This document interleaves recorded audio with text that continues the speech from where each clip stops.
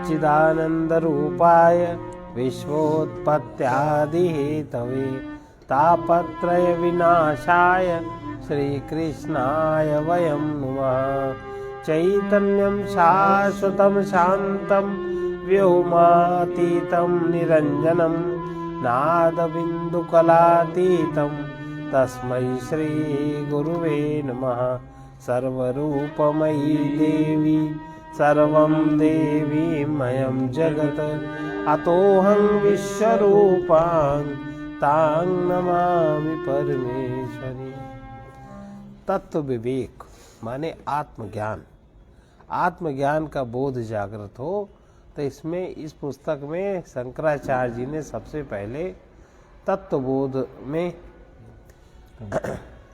के प्रथम अध्याय में साधन चतुष्टय का निरूपण किया।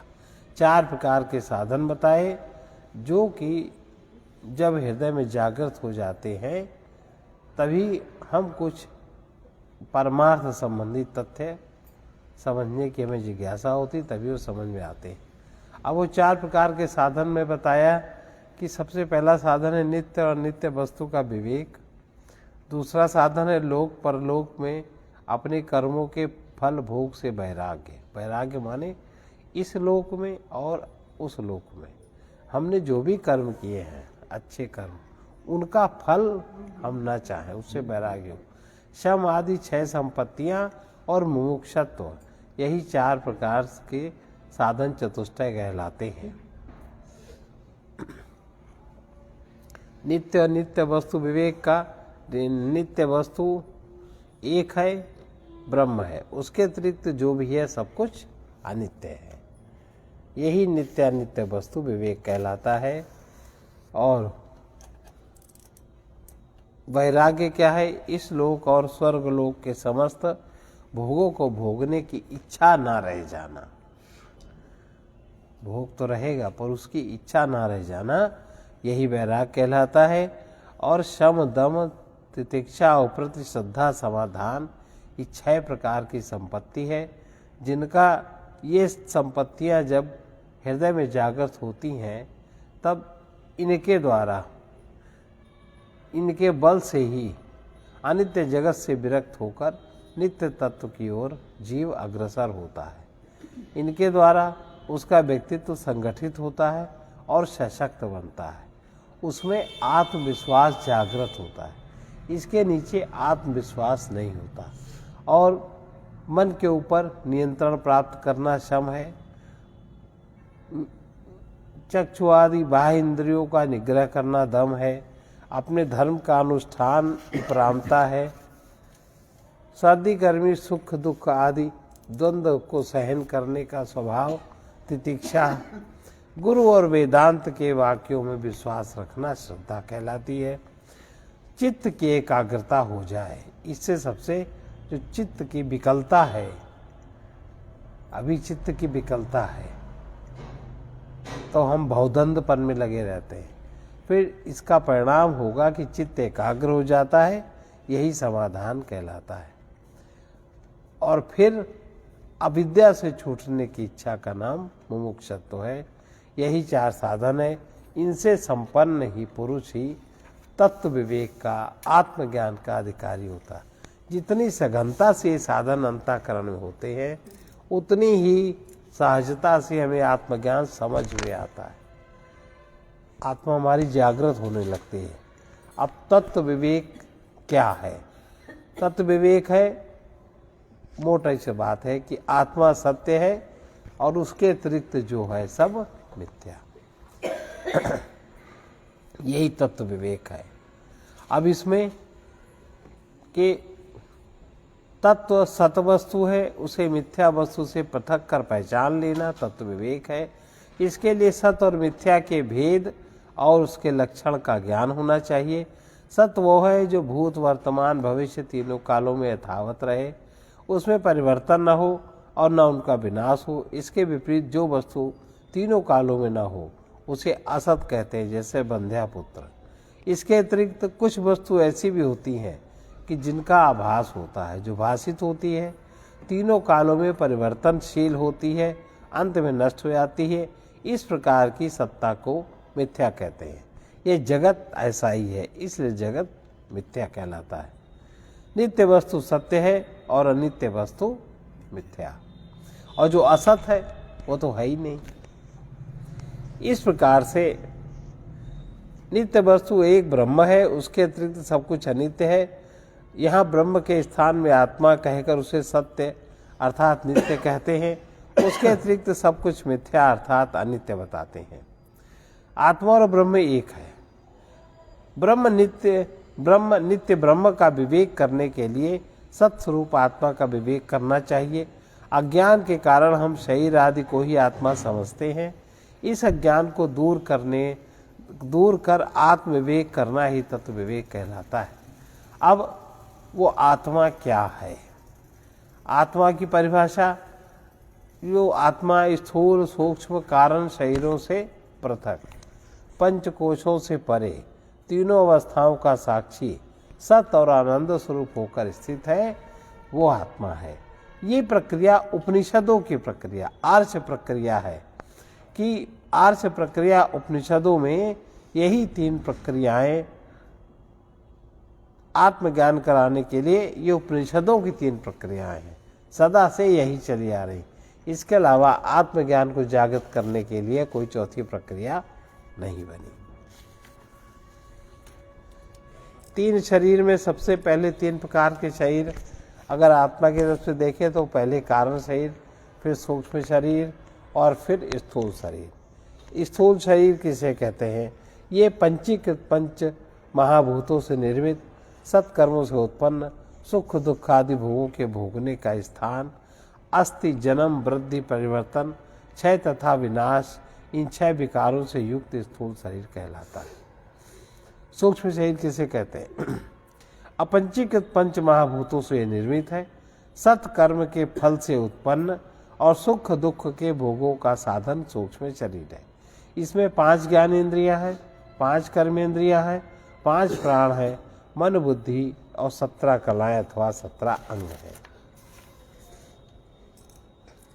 5 ज्ञानेंद्रियां काम, त्वचा, नेत्र, जिह्वा, नासिका, 5 ज्ञानेंद्रियां हैं। और इन 5 ज्ञानेंद्रियों के 5 अलग अलग देवता हैं।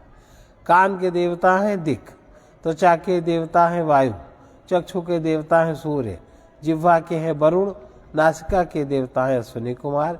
ये 5 ज्ञानेंद्रियों के 5 देवता हैं।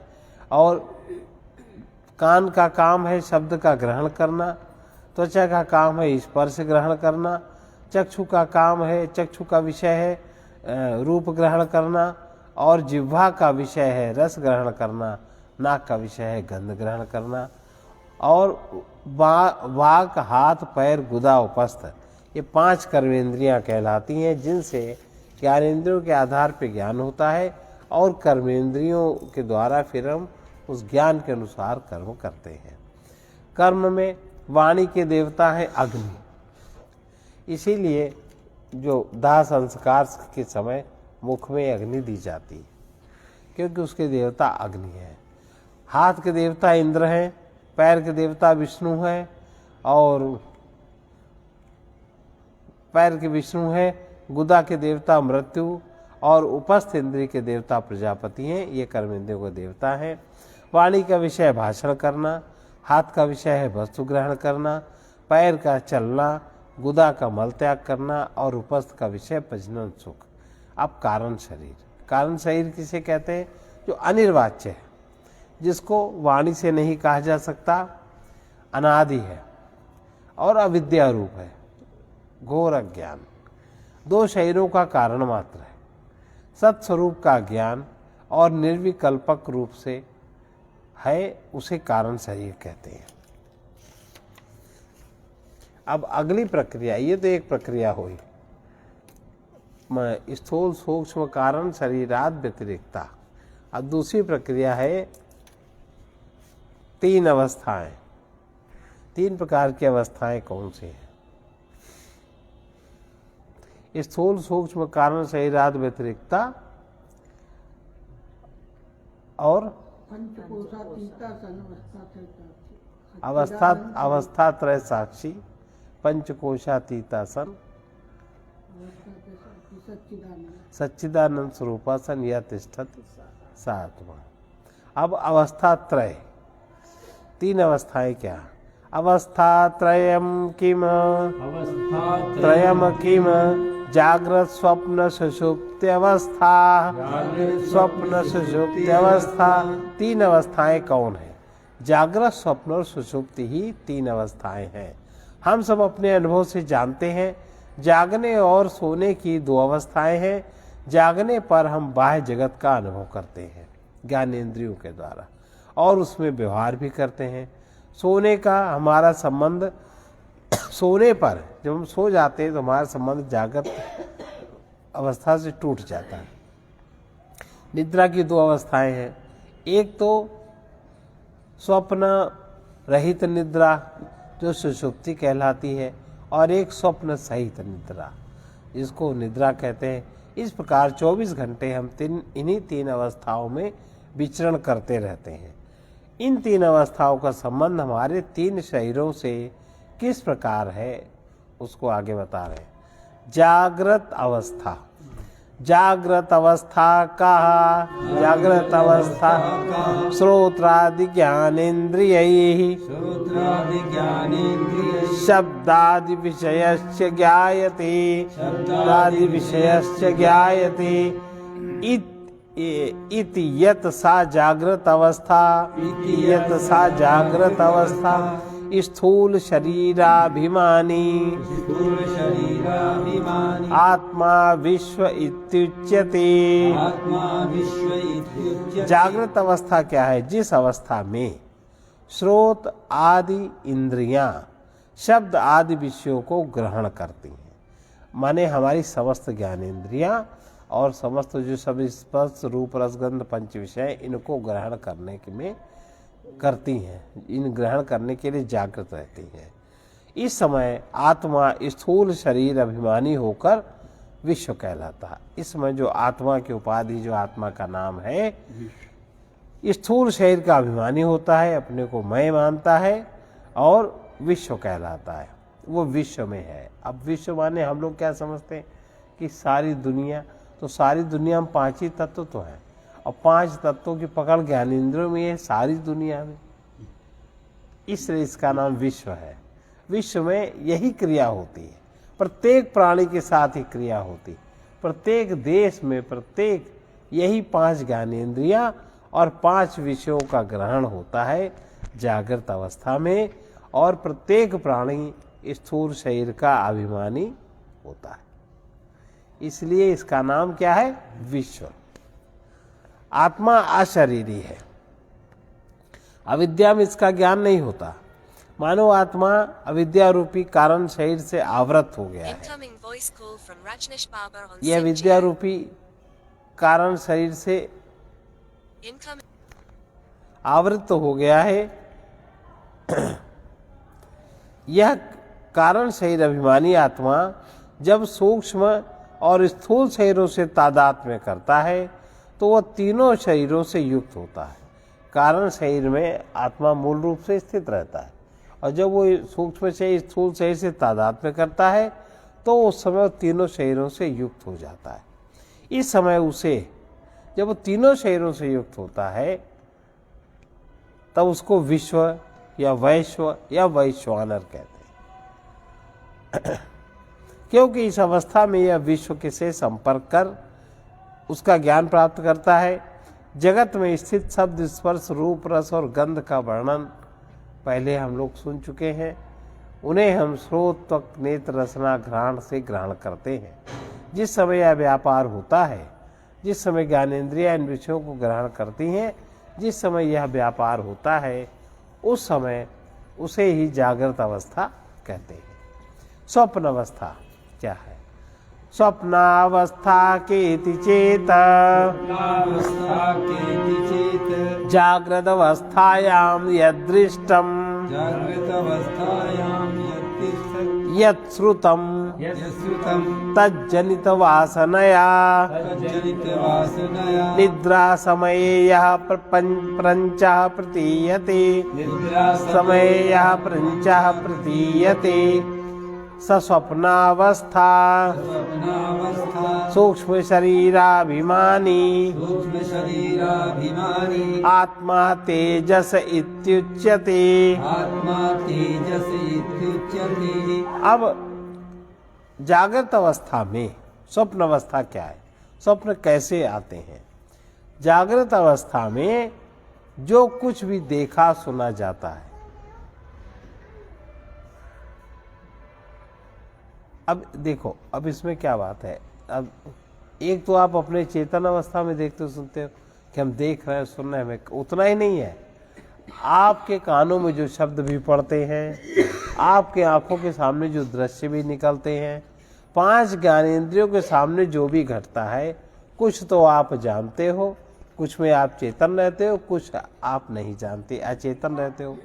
तो जागृत अवस्था में जो कुछ छोटी से छोटी चीज, बड़ी से बड़ी चीज देखा सुना जाता है, उससे बनी वासना से निद्रा के समय जो प्रपंच अनुभव में आता है, उसे स्वप्नावस्था कहते हैं। सूक्ष्म शरीर अभिमानी आत्मा तेजस कहलाता है, वहां तेज तत्व की प्रधानता है, ये आत्मा तेजस कहलाता है।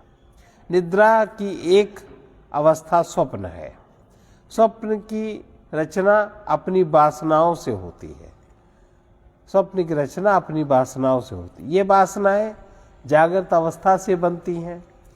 हम जब विषयों की आसक्ति में बंधकर उनका भोग करते हैं, एक तो ऐसे विषयों का भोग किया, लेकिन जब उनकी आसक्ति में बंधकर माने उनका मानसिक संबंध हुआ, उसका भोग करते हैं, तो हमारे चित्त में माने कारण शरीर में उसका एक संस्कार बनता है। बीज रूप में वासना आत्म स्वरूप का आवरण बन जाती है। बीज का चित्त में जो कारण शरीर में जो चित्त में उसका संस्कार बनता है, बीज रूप में वासना आत्म स्वरूप का आवरण बन जाती है, और वही प्रपंच का विस्तार कर स्वप्न लोक की रचना कर देती। यहाँ से कारण शरीर में गया, फिर वहाँ से आत्मा का आवरण बना, फिर जब वो फैला उसका चित्र, तो स्वप्न में फैला। स्वप्न की अवस्था में आत्मा का संबंध कारण शरीर और सूक्ष्म शरीरों से ही रह जाता है, 2 शरीरों से, इसलिए इसे तेजस कहते हैं। स्वप्न लोक में सूर्य का प्रकाश भी नहीं पहुंचता, वही आत्मा के प्रकाश में ही सब कुछ दिखाई देता है। ज्ञाता और ज्ञेय दोनों ही सूक्ष्म प्रकृति से निर्मित है, उसे आत्मा की चेतना उसी प्रकार प्रकाशित करने में समर्थ है, जैसे हम अपनी बुद्धि को आत्मा से प्रकाशित पाते हैं, वैसे स्वप्न में जो मन को भी प्रकाशित करने की क्षमता आत्मा की चेतना ही उसको प्रकाशित करती है। सुषुप्ति अवस्था क्या है? अतः सुषुप्ति अवस्था का अहम किमपि न जानामि, अहम किमपि न जानामि सुखेन मया निद्रानुभूयत इति सुषुप्ति अवस्था। इसलिए सुषुप्ति अवस्था क्या है? मैं कुछ भी नहीं जानता, मैंने सुख से निद्रा का अनुभव किया, ये सुषुप्ति अवस्था है। कारण शरीराभिमानी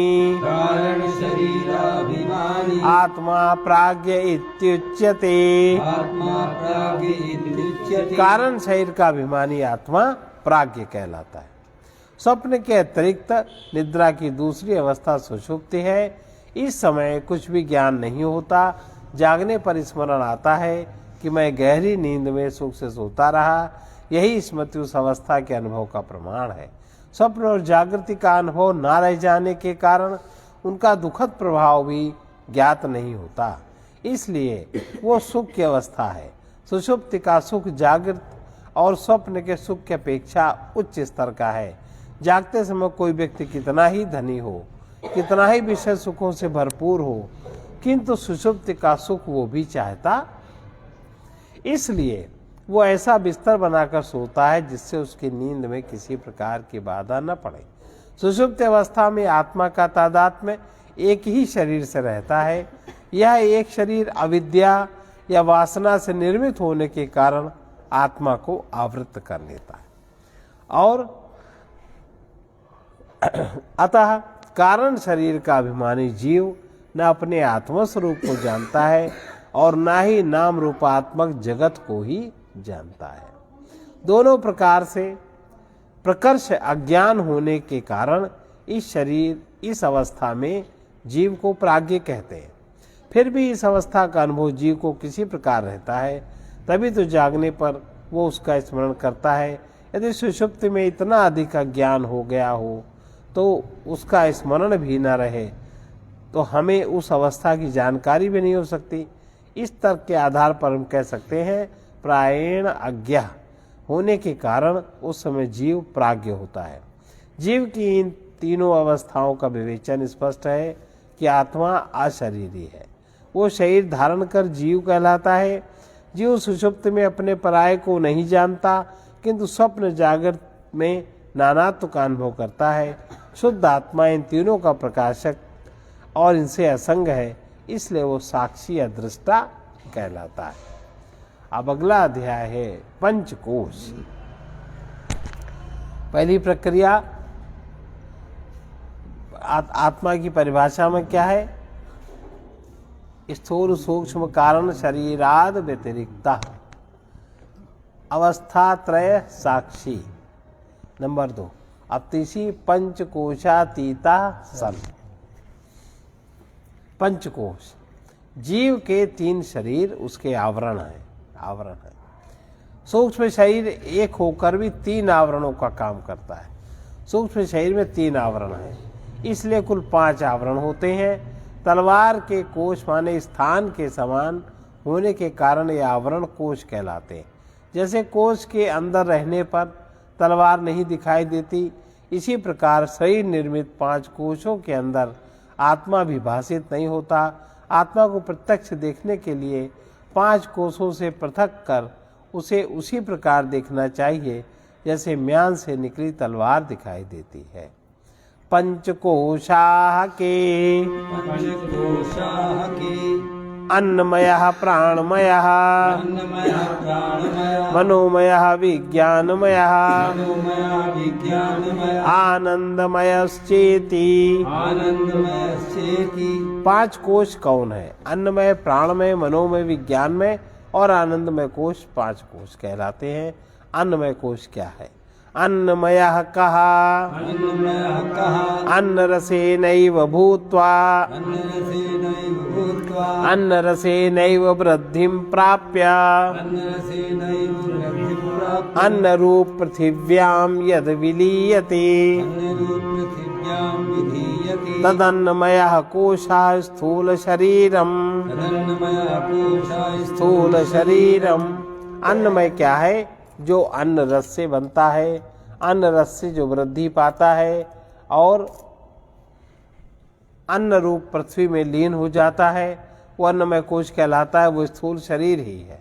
आत्मा का सबसे ऊपरी कोश स्थूल शरीर है, अन्नमय है। मय माने प्रचुरता। पिता के पचाए हुए भोजन के सार से ये उत्पन्न होता है। माँ के भोजन से गर्भ में इसका पोषण होता है। बाहर इस जगत में आने पर भी अन्न खाकर ही बढ़ता है। अंत में मृत्यु के पश्चात ये वापस धरती में जाकर पुनः भोजन बन जाता है। यह शारीरिक ढांचा अन्न से निर्मित होने के कारण अन्नमय कोश कहलाता है। ये आत्मा नहीं है, आत्मा इससे आवृत है। प्राणमय कोश। प्राणमयः कहा प्राणाद्यः पंचवायवः वागान्द्रिय पंचकम वागादीन्द्रिय पंचकम प्राणमयः कोशः। प्राणमय कोश क्या है? प्राण आदि 5 वायु और वाक आदि 5 कर्मेंद्रियों से निर्मित प्राणमय कोश कहलाता है। शरीर के अंदर कार्य करने की शक्ति प्राण है। यद्यपि प्राण एक है, किंतु उसके 5 कार्य होने के कारण ये प्राण 5 प्रकार का है। प्राण, अपान, समान, व्यान और उदान। प्राणों को प्राणाद्यः पंचवायवः कहा जाता है। पहला प्राण श्वास प्रश्वास को संचालित करता है और बाह्य जगत के विषयों के उत्प्रेरकों को नियंत्रित करता है। दूसरा अपान विसर्जन शक्ति है। इसी शक्ति से वीर्य, थूक, पसीना, मूत्र, मल आदि विकार शरीर से बाहर निकलते हैं। तीसरा समान प्राण पाचन शक्ति है। या पेट में पहुँचे भोजन को पचाती है। चौथा व्यान रक्त संचालन शक्ति है। पचे अन्न से बने रक्त को यह शरीर में वितरित करती है। पांचवा उदान विचार करने की शक्ति है। मृत्यु काल में जीव को यही शक्ति शरीर के बाहर निकालकर दूसरे शरीर में ले जाती। मनुष्य की आयु बढ़ने के साथ साथ ये शक्तियाँ क्रमशः क्षीण होने लगती हैं। अब ये प्राण ठीक से कार्य नहीं करते तो शरीर पर उसका प्रभाव स्पष्ट देखा जा सकता है। प्राण में कोश में 5 प्राणों के साथ 5 कर्मेंद्रियों की भी गणना की जाती है, क्योंकि ये सब एक ही तत्व अपंचीकृत पंच महाभूत के राजसान से निर्मित है और कर्म इंद्रियां प्राण की क्रिया शक्ति से ही संचालित होती हैं। मनोमय कोश। मनोमय कोशः कहा मनश्च ज्ञानेन्द्रियः पंचकं मिलित्वा यो भवति सः मनोमय कोशः भवति सः मनोमयः कोशः। मनोमय कोश क्या है? मन और 5 ज्ञानेन्द्रियां मिलकर मनोमय कोश कहलाता है। अन्नमय कोश का अंतर्वर्ती और उसका आत्मा प्राणमय कोश है। प्राणमय कोश का अंतर्वर्ती उसका आत्मा मन है। ये कोश क्रमशः सूक्ष्म होते गए हैं। सूक्ष्म कोश अपने से स्थूल कोशों में अंतर्व्याप्त हो जाता है और उन्हें अपने नियंत्रण में रखता है। उदाहरण के लिए, जब मन किसी दुख से उद्विग्न होता है तो उसका प्रभाव प्राण और शरीर पर स्पष्ट रूप से दिखाई देता है। मन ज्ञानेंद्रियों से रूप रस आदि विषय प्राप्त करता है और अपनी प्रतिक्रिया कर्मेंद्रियों को सूचित करता है। यद्यपि 5 इंद्रियों से प्राप्त होने वाले विषय अलग और भिन्न प्रकार के होते हैं, किंतु मन में वे एकीकृत होकर वस्तु का बिंब प्रस्तुत करते हैं। मन इसे बुद्धि के सामने निर्णय लेने के लिए प्रस्तुत करता है। इसके अतिरिक्त मन विचारों का सतत प्रवाह है। यदि प्रत्येक विचार को एक बाल्टी पानी माना जाए तो मन एक नदी है जिसमें जल निरंतर प्रवाहित होता रहता है। रुके हुए पानी में उसकी शक्ति दिखाई नहीं देती, किंतु उसके प्रवाहित होने पर नदी में गति और शक्ति आ जाती है। इसी प्रकार जब विचार प्रवाहित होते हैं तो उन विचारों में बड़ा उद्वेग होता है और मन मनुष्य की सबसे शक्तिशाली विरोधी बन जाता है। विज्ञानमय कोश। विज्ञानमया कहा बुद्धि ज्ञानेन्द्रिय पंचकम मिलित्वा यो भवति स विज्ञानमयः कोशः। बुद्धि और 5 ज्ञानेन्द्रिय मिलकर विज्ञान में कोश कहलाते हैं। बुद्धि को विज्ञान में कोश कहते हैं। इसके साथ ही भी 5 ज्ञानेन्द्रिय की गणना की जाती है। यह मन से अधिक सूक्ष्म है। पूर्व स्मृति का उपयोग कर बुद्धि वर्तमान वस्तु, व्यक्ति या परिस्थिति पर विचार करने और निर्णय लेने की क्षमता रखती है। मन और बुद्धि की कार्य विधियाँ और उसके कार्य विशेष एक उदाहरण से भली भांति समझे जा सकते हैं। जब कोई व्यक्ति जलते सिगरेट के टुकड़े पर पैर रख देता है तो तुरंत पैर हटा लेता है, किंतु यह सब होने से पहले कई प्रतिक्रियाएं होती हैं। जैसे मनुष्य का पैर अग्नि के संसर्ग में आता है तो त्वचा अग्नि के उत्प्रेरक को मन तक ले आती है। मनुष्य बुद्धि के सामने निर्णय लेने के लिए प्रस्तुत करता है कि किस प्रकार की प्रतिक्रिया करना आवश्यक है। बुद्धि अपने पूर्व अनुभव और ज्ञान के आधार पर मन को आदेश देती है और मन शरीर की मांसपेशियों को आदेश देता है कि पैर हटा लिया जाए, क्योंकि जिस वस्तु के संसर्ग में पैर है वो शरीर के लिए हानिकारक है। मन केवल ज्ञात क्षेत्र में विचरण करने की क्षमता रखता है, किंतु बुद्धि ज्ञात क्षेत्र में रहने के अतिरिक्त अज्ञात क्षेत्र में भी प्रवेश करने की शक्ति रखती है। वो नई खोज कर सकती है, नई बातों पर विचार कर सकती है, नए सिद्धांत को समझा सकती है। अन्नमय कोश। आनंदमय कोश।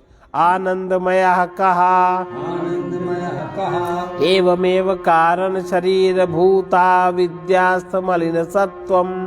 एवमेव कारण शरीर भूता विद्यास्थ मलिन सत्वम प्रियादिवृत्ति सहितम सत। प्रियादिवृत्ति सहितम सत आनंदमयः कोशः। आनंदमय कोश क्या है? इसी प्रकार कारण शरीर जो अविद्या में स्थित मलिन सत्व है और जिसकी प्रिय आदि वृत्तियां हैं, आनंदमय कोश कहलाता है। कारण शरीर को ही आनंदमय कोश कहते हैं। सूक्ष्म और स्थूल शरीरों का हेतु होने से जिसे कारण शरीर कहते हैं वही सुख की प्रचुरता के कारण आनंदमय कोश कहलाता है। यह विद्या जनित है और सुषुप्त अवस्था में हम इसी में सीमित रहते हैं। यह बुद्धि से भी अधिक सूक्ष्म और उसमें अंतर्व्याप्त उसका आत्मा है। आनंदमय कोश मलिन सत्व से निर्मित है। सत्व गुण में रजस और तमस का मिश्रण हो जाने से वो मलिन हो जाता है। इस मिश्रण का अनुपात अनेक प्रकार का हो सकता है। कर्म के प्रभाव से इसमें परिवर्तन भी हो सकता है।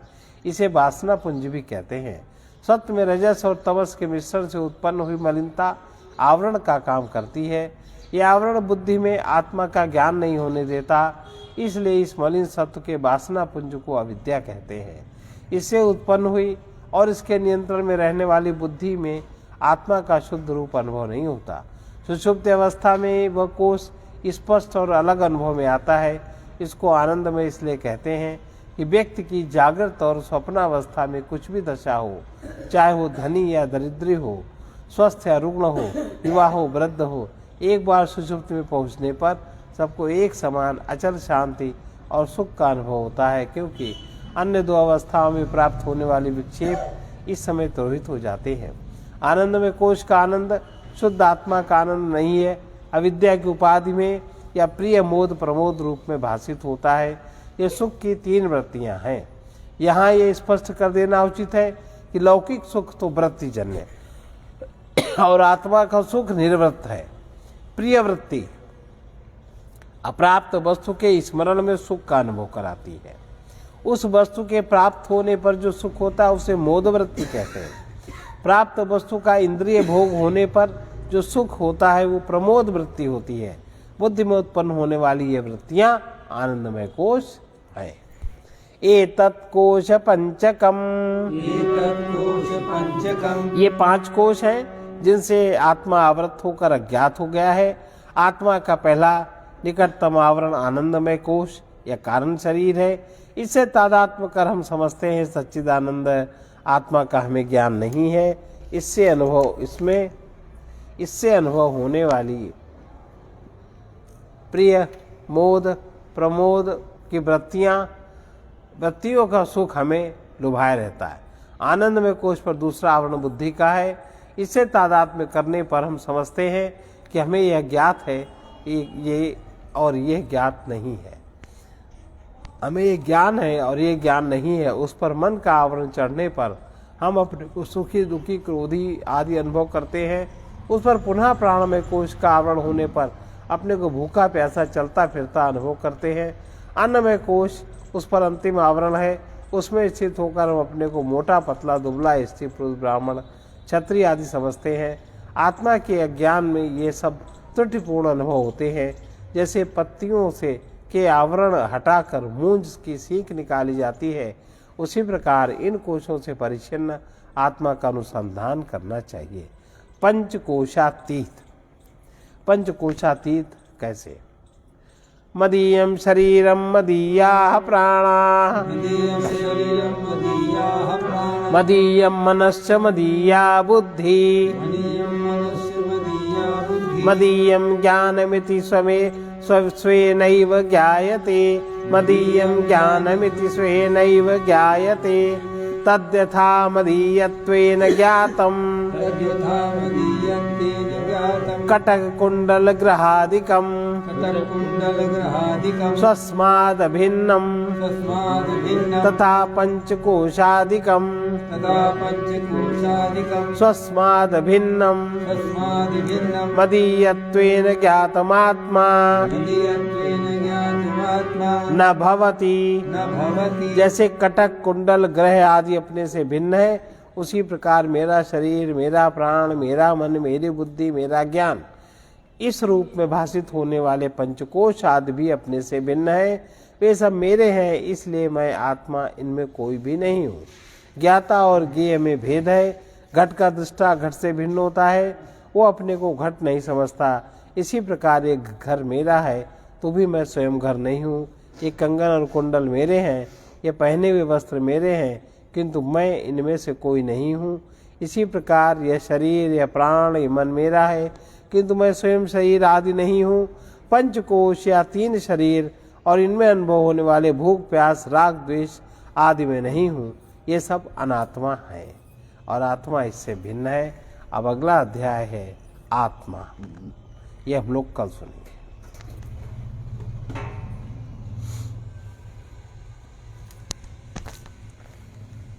फिर आत्मा क्या है, कल इसकी परिभाषा।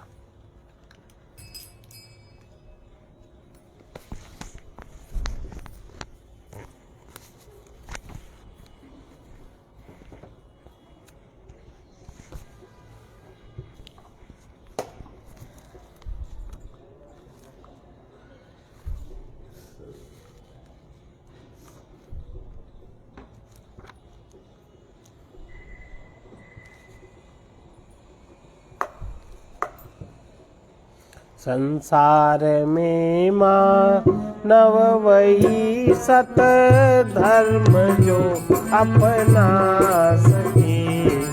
संसार में मानव वही सत धर्म जो जिसमें कि सत्य विवेक हो, जिसमें कि सत्य विवेक हो, मन के विकार हटा सके, मन के विकार हटा सके। ज्ञानी वही जो सर्वदा, ज्ञानी वही जो सर्वदा दुख द्वंद्व में भी शांत हो, दुख द्वंद्व में भी शांत हो। प्रतिकूलता कितनी हो, प्रतिकूलता कितनी हो, समता न कोई दिगा सके, समता न कोई दिगा सके। जिसमें कि सत्य विवेक हो, जिसमें कि सत्य विवेक हो, मन के विकार हटा सके, मन के विकार हटा सके। प्रेमी वही जो अपने लिए, प्रेमी वही जो अपने लिए कुछ भी नहीं है चाहता, कुछ भी नहीं है चाहता। निष्काम सेवा भाव से, निष्काम सेवा भाव से मन प्रियतम को जो रिझा सके, प्रियतम को जो भी रिझा सके। प्रेमी वही जो अपने लिए, प्रेमी वही जो अपने लिए कुछ भी नहीं है चाहता, कुछ भी नहीं है चाहता। निष्काम सेवा भाव से, निष्काम सेवा भाव से प्रियतम को जो की रिझा सके, प्रियतम को जो की रिझा सके। संसार में मानव वही, संसार में मानव वही सत धर्म जो अपना सके, सत धर्म जो अपना सके। त्यागी वही जो विरक्त है, त्यागी वही जो विरक्त है। जो लोभ मोह से मुक्त है, जो लोभ मोह से मुक्त है। जो कामना के साथ ही, जो कामना के साथ ही देहाभिमान मिटा सके, देहाभिमान मिटा सके। निष्काम सेवा भाव से, निष्काम सेवा भाव से प्रियतम को जो की रिझा सके, प्रियतम को जो की रिझा सके। दूरदर्शी संत जन, जो दूरदर्शी संत जन, सौभाग्यवान उसे कहें, सौभाग्यवान उसे कहें, जो भाग्यहीनों को भी कुछ, जो भाग्यहीनों को भी कुछ सौभाग्यशाली बना सके, सौभाग्यशाली बना सके। निष्काम सेवा भाव से, निष्काम सेवा भाव से, प्रियतम को जो की रिझा सके, प्रियतम को जो सच्चा धनी वही यहाँ, सच्चा धनी वही यहाँ, जिसमें हो दैवी संपदा, जिसमें हो दैवी संपदा। शीतल हृदय उसका है जो, शीतल हृदय उसका है जो कृष्णा की आग बुझा सके, कृष्णा की आग बुझा सके। प्रतिकूलता कितनी ही हो, प्रतिकूलता कितनी भी हो, समता न कोई डिगा सके, समता न कोई डिगा सके। सबसे बड़ा समझो उसे, सबसे बड़ा समझो उसे, जिसकी बड़ी छाया रहे, जिसकी बड़ी छाया रहे। सच्चा सुखी वही है जो, सच्चा सुखी वही है जो दुखियों के दुख हटा सके, दुखियों के दुख हटा सके।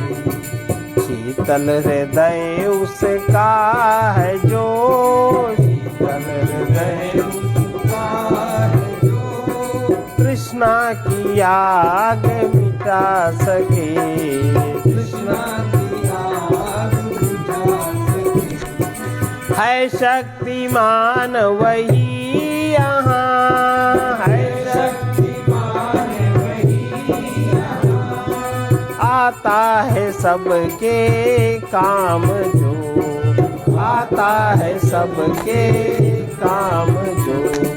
परमार्थी वो है पथिक, परमार्थी वो है पथिक, जो शांति शाश्वत पा सके, जो शांति शाश्वत पा सके। संसार में मानव वही, संसार में मानव वही, सत धर्म जो अपना सके, सत धर्म जो अपना सके। जिसमें की सत्य विवेक हो, जिसमें की सत्य विवेक हो, मन के विकार हटा सके, मन के विकार हटा सके। व्यक्तित्व से स्वरूप तक जो ले जाता है वही धर्म है। सत्य निर्णय के लिए मोह लोभ क्रोध से मुक्त विवेकवती बुद्धि की जागृति आवश्यक है। परमात्मा से पूर्ण प्रेम ही स्वधर्म है। सत्यानुभूति के लिए स्व ही द्वार है। निरंतर सत्य परमात्मा का संग ही स्वधर्म है। सर्वे भवन्तु सुखिनः, सर्वे सन्तु निरामयाः, सर्वे भद्राणि पश्यन्तु मा कश्चित् दुःखभाग्। कृष्णाय वासुदेवाय हरये परमात्मने प्रणतक्लेशनाशाय गोविन्दाय नमो नमः। उग्रवीर महाविष्णुं ज्वलन्तं सर्वतोमुखं नृसिंहं भीषणं भद्रम् नृसिंहं भीषणं भद्रम् मृत्युर्नमाम्यहम् मृत्युर्नमामि ॐ ह्रौं जूं सः ॐ ह्रौं जूं सः ॐ भूर्भुवः स्वः ॐ भूर्भुवः स्वः ॐ त्र्यम्बकं यजामहे ॐ त्र्यम्बकं यजामहे सुगन्धिं पुष्टिवर्धनम् सुगन्धिं पुष्टिवर्धनम् उर्वारुकमिव बन्धनात् उर्वारुकमिव बन्धनात् मृत्योर्मुक्षीयमामृतात् मृत्योर्मुक्षीयमामृतात् ॐ स्वः ॐ भुवः भुः ॐ स्वः ॐ भुवः भुः ॐ सः जूं ह्रौं ॐ साजुं ह्रौं असतो मा सद्गमय तमसो मा ज्योतिर्गमय मृत्योर्मामृतं गमय ॐ पूर्णमदः पूर्णमिदं पूर्णात् पूर्णमुदच्यते पूर्णस्य पूर्णमादाय पूर्णमेवावशिष्यते ॐ शान्ति शान्ति शान्ति।